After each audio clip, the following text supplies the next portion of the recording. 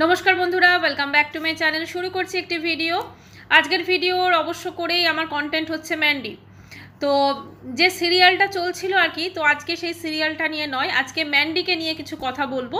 কারণ কিছু জিনিসের জন্য ম্যান্ডিকে অবশ্যই আমি একটা অনেক বড় থ্যাংক ইউ এবং ধন্যবাদ দেব। এর সাথে আমি আরেকটা বিষয় নিয়ে আমার কি মতামত আমি সেটা বলবো, যেটা কদিন আগেই অনেকেই করেছিলেন ভিডিওটা, যে মেয়ের পোশাক আশাক এটা নিয়ে। তো আমি আমার পয়েন্ট অফ ভিউ কিছু বলবো, মানে আমি কি মনে করি ওর যে জিনিসটা আর কি হয়েছে, ম্যান্ডির কমেন্টস সেকশনে যে সমস্ত কমেন্টস এসেছিলো, তো সেটা নিয়ে আমি কি ফিল করি, তো সেটা আমি অবশ্যই বলবো। তো প্রথমেই বলি, যেহেতু ম্যান্ডির মেয়ের পোশাকের বিষয়টা নিয়ে আমি কিছু কথা বলি। ম্যান্ডি তার মেয়েকে সালোয়ার কামিজ এবং বাচ্চারা ভীষণ ওই একটা যে বড় হয় না, তো সেই বড় হওয়ার সময় ভীষণ চুড়ি, টিপ, ক্লিপ, নেল পলিশ, লিপস্টিক, এগুলোর ভীষণ একটা নেশা থাকে প্রত্যেকটা বাচ্চার। ঠিক আছে, তো আমার মেয়ের বয়সও 15 বছর, আমার মেয়েও যখন ছোট ছিল ওর ওই বয়সটাতে কিন্তু ভীষণ একটা নেশা ছিল। বড় হওয়ার পর কিন্তু সেগুলো ক্রমশ কমে যায়, তখন সাজগোজটা তারা নিজেরাই মানে ফ্যাশন অনেকটা বেশি বোঝে, তো সেই দিকে চলে যায়। তো ব্যাপারটা হচ্ছে যে ওর কমেন্টস বক্সে প্রচুর কমেন্টস এসেছিলো, এবং আমি হয়তো এই বিষয়টা বলছি, এটা বলাটা আমার কোনোভাবেই উচিত না। মেন একটা মানুষের যেটা ইশারা থাকে যে কারোর কমপ্লেক্সন নিয়ে বলা উচিত না, কিন্তু ম্যান্ডির মেয়ের গায়ের রঙটা যেহেতু একটা শ্যামলা টাইপের, তো সেই জন্য অনেকে মানে ওই রকম আর কি একটা ব্যাপার থাকে। প্লাস ওকে যেভাবে ম্যান্ডি লিপস্টিক পরিয়েছিল, চুল বেঁধেছিল এবং সালোয়ার কামিজ পরেছিল, তো সেটা নিয়ে অনেকে অনেক কথা বলেছেন, অনেক রকম অনেক খারাপ কমেন্টস সেখানে এসেছে। মেয়েটাকে কেন এরকম সাজিয়েছো, মেয়েটাকে কেন এ করেছো। আমার যেটা মনে হয়, যখন কোনো বাচ্চা কোনো একটা মানে ওই যে অনুষ্ঠানটা ছিল, বোধহয় জন্মদিন ছিল ওদের আকাশ পাপড়ির মেয়ের, বোধহয়, আমি জানি না সঠিক, কারণ আমি ওদের ভিডিও দেখি না। তো মেয়ের জন্মদিন ছিল, তো সেই জন্য তারা গেছিল। তো জন্মদিনে যাচ্ছে যখন, ওর মেয়েও কিন্তু একটা বাচ্চাই, তো তো সে যেটা খুশি মনে করে, মানে যেটা যে সাজটাতে সে খুশি মনে পেয়েছে, ঠিক আছে, তার খুব আনন্দ লেগেছে যে সাজটা। সালোয়ার কামিজটা সত্যি কথা বলতে, হ্যাঁ হয়তো ওটা একটা ট্র্যাডিশনাল পোশাক, ওটা হয়তো যদি ম্যান্ডি কোনো পুজো আর্চায় পরাতো, কোনো দুর্গা পুজো বা যে কোনো পুজোতে পড়তো, তাহলে হয়তো জিনিসটা মানানসই হতো, কিন্তু খুব একটা খারাপ লাগছিল না। ঠিক আছে, আর বড় হচ্ছে এই বয়সটাতে একটা থাকে এরকম বাচ্চাদের, এই 7, 8, 9, 10, 11, 12 এইটা থাকবে। তারপরে একটু বড় হয়ে গেলে না, ওর নিজের একটা ফ্যাশন সম্পর্কে জ্ঞান চলে আসবে, তখন ও মাকেই বলবে আমাকে এটা কিনে দাও, আমাকে ওটা কিনে দাও। কিন্তু এখনকার ওর যে বয়স, সেই বয়সে ওরকম সাজানোই যায় বাচ্চাকে, এতে কোনো অসুবিধা নেই। বাচ্চারা আর স্কুলে তো আর ওই ধরনের পোশাক পরে যেতে পারে না, আর বাড়িতেও তো থাকলে ওই ধরনের পোশাক পরাই হয় না, তো সেক্ষেত্রে ওটা পড়তেই পারে, আমার সেখানে কোনো খারাপ লাগেনি। স্পেশালি আমার যেটা মনে হয়, আমরা যখন ম্যান্ডির ব্লগ দেখছি, সেখানে ম্যান্ডি কি করছে বা করছে, বাচ্চাকে দেখাচ্ছে অবশ্যই, কিন্তু পার্টিকুলার এই বিষয়টা নিয়ে এত বেশি কমেন্ট সেকশনে মানে আলোচনা হয়েছে, পর্যালোচনা, আলোচনা, অনেকে অনেক রকম কথা বলেছেন। দেখুন, আমাদের অনেক কিছু মনে হয়, কিন্তু আমাদের এটা ভাবতে হবে যে আমরা কি বলছি, কোথায় বলছি। আজকে ম্যান্ডির কমেন্ট সেকশনে গিয়ে ওর সম্পর্কে আমরা বলতে পারি, স্যান্ডি সম্পর্কে বলতে পারি, কিন্তু একটা বাচ্চা যে 7 বছর বয়স, তাকে তো আমরা এভাবে বলতে পারি না। সে ওই ড্রেসটা পরে কিন্তু ভীষণ খুশি ছিল, তো কাজেই সেটা পরে সে গেছে, কোনো অসুবিধা নেই। আর ব্যাপারটা হচ্ছে, অনেকেই বলেছে তোমার বাচ্চাকে একটু, তো অনেকে আবার বলেছেন যে তোমার বাচ্চাকে একটুখানি মডার্ন ড্রেস পরাও তুমি, একটুখানি বেশ মানে স্মার্ট যাতে লাগে করে। এখন হ্যাঁ ঠিক আছে, ও বাচ্চাকে তো মডার্ন ড্রেসও পরায়, মাঝে মাঝে তো আমরা দেখি। আর অনেকে না এরকম থাকে যে একটু ফ্রক পরায়, আমরাও কিন্তু ছোটোবেলায়, অবশ্য আমাদের টাইমে তো এরকম ছিল না, ফ্রক পরা এগুলো থাকে, এক একটা বাচ্চার এক একটা ন্যাক থাকে। ঠিক আছে, যে এই ড্রেসগুলো পরছে, কেউ ভালোবাসে, কেউ ফ্রক পরতে ভালোবাসে, কেউ মানে এই ধরনের পোশাক, ওয়েস্টার্ন পোশাক পরতে ভালোবাসে। আমার যেমন মেয়ে ফ্রক খুব একটা পরানো হয় না, বা এখনও যে পরতে টরতে যায় প্যান্টার বা ট্র্যাক প্যান্ট, বা যে ধরনের যে সমস্ত প্যান্টগুলো আছে, লুজ প্যান্ট যেগুলো, সেগুলো পরে যায়, তারপরে টপ পরে চলে যায়, কিন্তু ফ্রক সেভাবে পরানো হয় না। আমার বোনের মেয়েটা কিন্তু ফ্রক পরে। ঠিক আছে, তো এরকমভাবে কিন্তু মানে বাচ্চাদের একটা চয়েস থাকে, তো বড় হলে ওর অটোমেটিক্যালি একটা চয়েস হবে।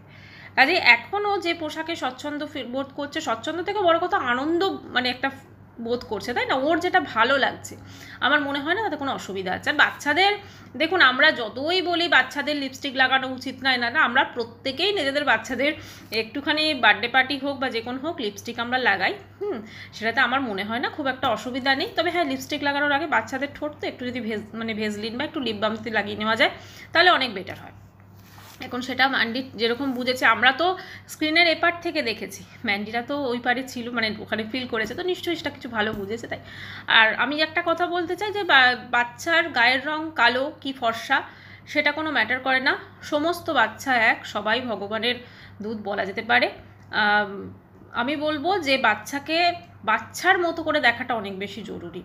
বাচ্চাকে আমি যদি মনে করি তাকে জাজ করতে যাই, যেটা আমরা ম্যান্ডিকে জাজ করছি যে হ্যাঁ তোমাকে এটা পরে ভালো লাগছে না তোমাকে, কিন্তু বাচ্চাকে তো আমরা করতে পারি না। বাচ্চাকে বাচ্চাদের মতো করে দেখতে হবে, বাচ্চাদের অনেক জিনিস একটু ইগনোর করে দিতে হবে। ম্যান্ডির পছন্দ হয়েছে, সালোয়ার কামিজ পরেছে, ওর ভালোই তো লাগছিল, আসলে ওর এখন এই বয়সে একটুখানি বড় বড় মায়েদের মতো সাজ একটু হতেই পারে, এটা আমার মতামত গেল। ঠিক আছে, এবারে আসি কালকের ভিডিওটা লাস্টে হঠাৎ দেখি ম্যান্ডি, ওটা কি থাম্বনেলে ছিল কিনা আমি দেখিনি, মনে পড়ছে না, ম্যান্ডি খাটের মধ্যে বাবু হয়ে বসে সোমনাথের সঙ্গে ঝগড়া শুরু করেছে। কিন্তু সোমনাথ এতটা ঝগড়ায় কাঁচা বা এতটা অ্যাক্টিংয়ে কাঁচা, অ্যাক্টিংয়ে কাঁচা যে ও কিন্তু লাস্টে পুরো একদম নাটকের 12টা বাজিয়ে দিয়েছে। ঠিক আছে, তো সেখানে ম্যান্ডি বলছে যে যেহেতু ওর মেয়েটাকে পড়ানো নিয়ে কথা হয়েছে, এটাতেও দেখলাম অনেকে বলেছেন যে হ্যাঁ যতই টিচাররা পড়াক বাড়িতে পড়ানো উচিত। হ্যাঁ অবশ্যই পড়ানো উচিত বাড়িতে। তো সেক্ষেত্রে ম্যান্ডির সত্যি কথা তো টাইম, কারণ ও ভিডিও করছে, এডিটিং করছে, ঘরে রান্নাবান্না করছে, বাকি কাজ আছে, প্লাস একটা তো মাথার মধ্যে ডেফিনেটলি চলতে থাকে কখন কি করতে হবে বা কীভাবে কি ম্যানেজ করতে হবে। স্যান্ডি সেক্ষেত্রে অনেকটা ফ্রি থাকে, তো স্যান্ডি অবশ্যই বাচ্চাটাকে দেখাতে পারে। আর এখন ছোট বাচ্চা আছে, এখন মায়ের কাছে পড়লো কি বাবার কাছে পড়লো। আর ম্যান্ডির মধ্যে আমরা সত্যি কথা যেটা মানে বলে তো লাভ নেই, ম্যান্ডির মধ্যে আমরা কিন্তু সেই ধরনের রেসপন্সিবিলিটি আমরা দেখি না।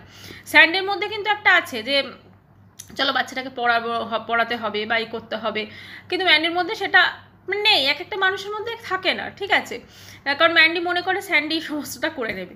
তো সেই ঝগড়ার নাটক আসলে এইটার হচ্ছে, এই যে সময়টা যাচ্ছে খনিকারা যেটা শুরু করেছে, তো এরাও তো দেখছে।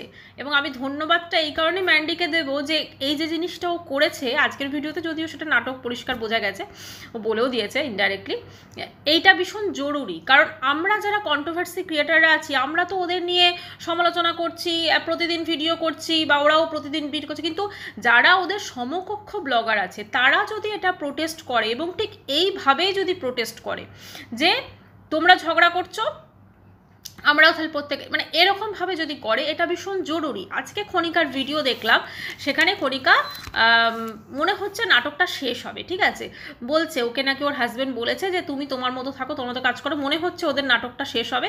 যদিও ওর ননদ দেখলাম ভিডিও দিয়েছে, মানে এবারে নাটকটা কিন্তু ওদের শেষ পর্যায়ে, ওরা বেশি দিন চালাতে পারলো না। দেখুন, একটা হাজব্যান্ড ওয়াইফের ডিভোর্স ঝগড়া কেস বা পরকীয়া এগুলো চলে, অনেক দিন চালানো যায়, কিন্তু মানে শাশুড়ি ননদের সঙ্গে ঝগড়া ওই মানুষের 3-4টে এপিসোডই ভালো লাগবে, তারপর আর ভালো লাগবে না। কারণ আমি যদি মুখরোচকের দিক থেকে দেখি, তাহলে হাজব্যান্ড ওয়াইফের ডিভোর্স বা পরকীয়াতে যে মুখরোচক যে ব্যাপারটা থাকবে, মশালা ব্যাপারটা থাকবে, সেটা কিন্তু শাশুড়ি ননদের মানে ঝগড়াতে নেই, বুঝলেন তো? শাশুড়ি ননদ বৌমার ঝগড়াতে নেই, মশলাটা একটু কম, তাই জন্য মশলা যেটাতে বেশি সেটা কিন্তু বেশি চলে।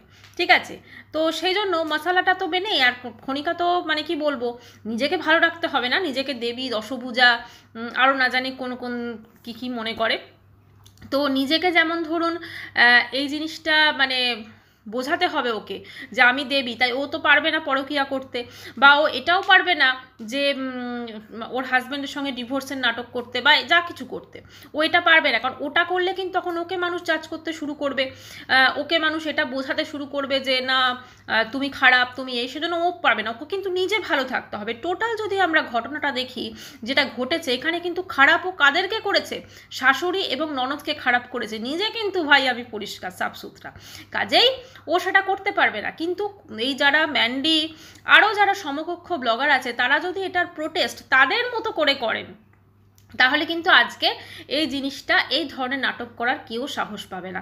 আর ম্যান্ডির ভিডিওতে ভিউজ যথেষ্ট ভালো আসে, ওর কিন্তু প্রয়োজন পড়ে না আর কোনো রকম নাটক করার। ঠিক আছে, যথেষ্ট ভালো ভিউজ আসে। তাই একটাই কথা বলবো যে কালকের ভিডিওটা ভীষণ হাস্যকর ছিল, স্পেশালি লাস্টের দিকটা, যেখানে স্যান্ডি কি একটা বললো, এবং সেখানে কিন্তু নাটকের পুরো একদম মানে যে নাটকটা করছিল সেই নাটকটা কিন্তু পুরো একদম কি বলবো, মানে স্যান্ডি পুরো একদম জল ঢেলে দিয়েছে, ঠিক আছে। তো যাই হোক, মানে স্যান্ডি এতটাই রিয়েল, এতটাই, মানে আমি ম্যান্ডির কথা বলছি, স্যান্ডি এতটাই রিয়েল, এতটাই ট্রান্সপারেন্ট যে ও কিন্তু পারবে না কোনো রকম নাটক বা ঝগড়া করতে, মানে নটঙ্কি করতে।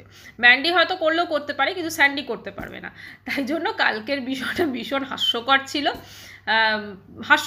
এবং খুব ভালোও লেগেছে যে প্রোটেস্ট তো কেউ না কেউ করেছে, কেউ না কেউ তো প্রোটেস্ট করেছে। আজকে খনিকারা যেটা করছে সেই প্রোটেস্টটা তো কেউ না কেউ করেছে, এটা ভেবে ভালো লাগছে। যাই হোক, ভিডিওটি এখানেই শেষ করলাম। চ্যানেলটি ভালো লাগলে অবশ্যই করে সাবস্ক্রাইব করার অনুরোধ রইল। বাই, সবাই খুব ভালো থাকবে।